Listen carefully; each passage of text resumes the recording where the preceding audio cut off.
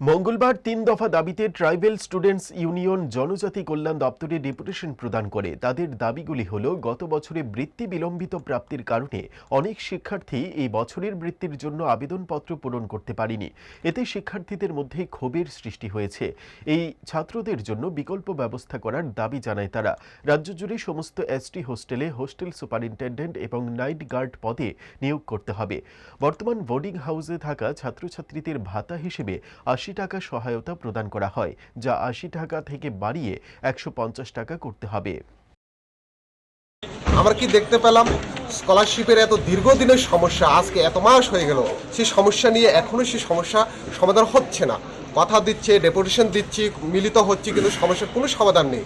আজকে আমরা দেখতে পেলাম প্রচুর এরকম বিএড পড়ুয়া ছাত্রছাত্রীরা রয়েছে যারা বিগত বছরে স্কলারশিপ পাওয়ার ক্ষেত্রে ডিলের হওয়ার কারণে তারা স্কলারশিপ ফর্ম ফিল আপ করতে পারেনি।